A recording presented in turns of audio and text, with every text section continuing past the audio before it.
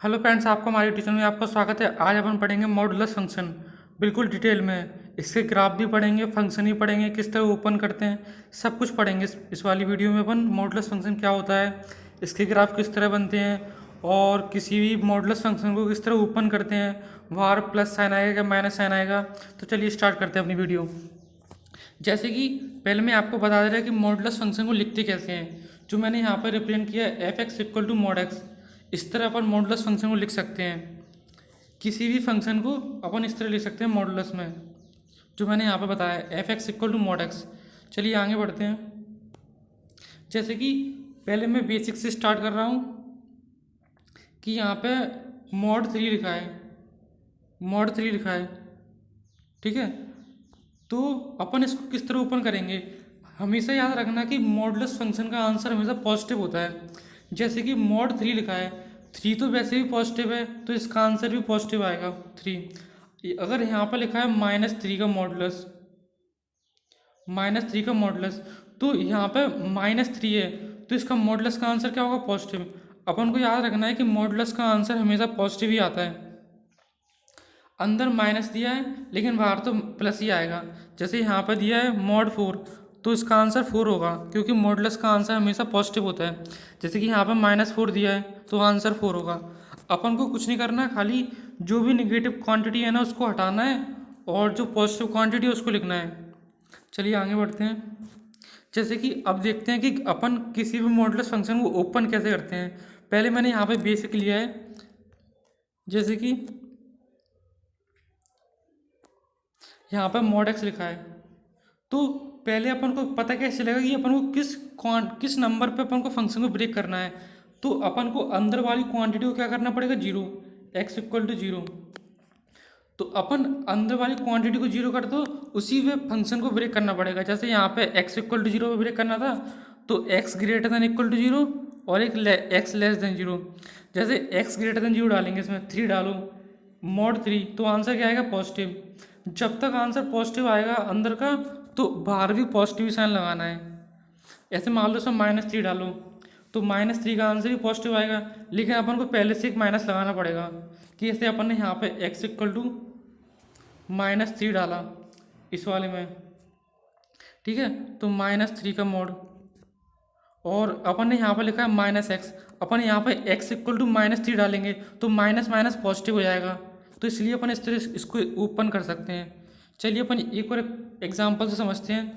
जैसे कि यहाँ पर लिखा है x-1 का मॉडुलस, x-1 इक्वल टू 0।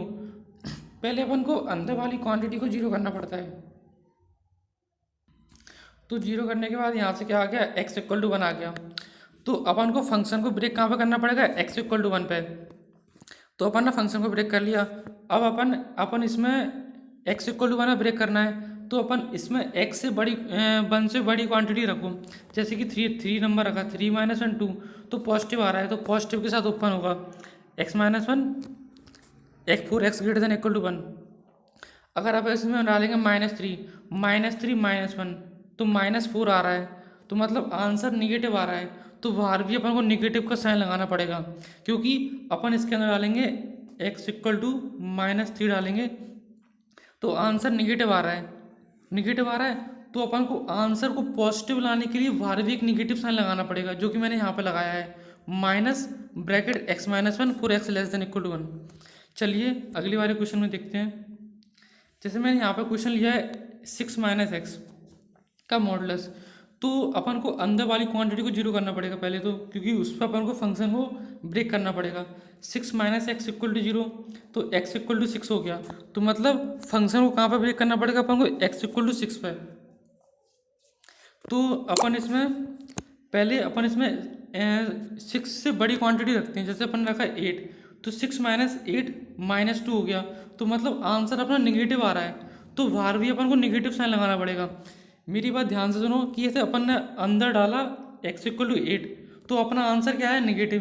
तो बाहर भी निगेटिव साइन लगाना पड़ेगा कि जिससे आंसर पॉजिटिव हो जाए मॉडुलस का।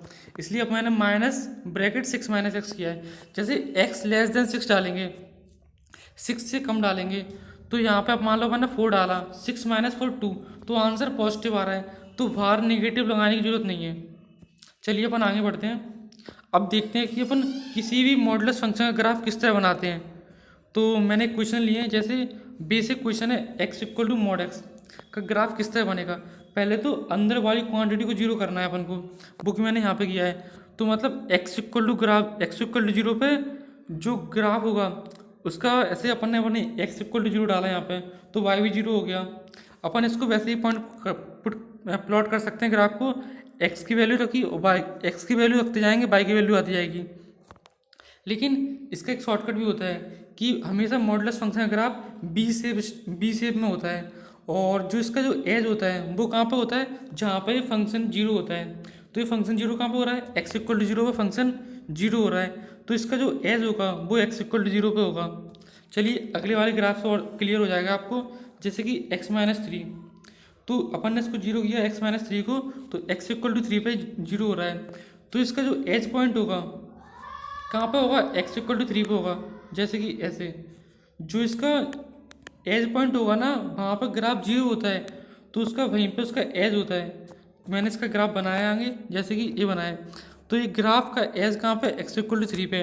अगर आपको ग्राफ प्लॉट करना है तो आप ऐसे प्लॉट कर सकते हो कि अपन ने यहाँ पे एक्स की वैल्यू रखते जाओ और वाई की वैल्यू अपनी आती जाएगी। मैं आपको करके बता दे रहा, जैसे कि अपना ग्राफ क्या है, एक्स माइनस थ्री का मॉडुलस। अपन यहाँ पे एक्स इक्वल टू थ्री रखो, तो एक्स इक्वल टू थ्री रखेंगे तो वाई का आंसर क्या आएगा, जीरो। बुक यहाँ पे क्लियर दिख रहा है, एक्स इक्वल टू थ्री पे वाई जीरो है। अपन एक्स इक्वल टू वन डालो, वन डालेंगे तो one minus three minus two का मॉडुलस टू, हमेशा पॉजिटिव आंसर आएगा मॉडुलस का। तो X equal to minus one पे वाई का आंसर क्या था, टू। तो X equal to minus one पे, यहाँ पे X equal to minus one पे वाई का आंसर क्या है, टू। ये यहीं पे कहीं पे टू होगा। तो इस तरह से आप पूरे ग्राफ को प्लॉट कर सकते हो। अगर आपको ये वीडियो अच्छी लगी हो तो अपने फ्रेंड्स में शेयर करें एंड मेरे चैनल को सब्सक्राइब करें। Thank you.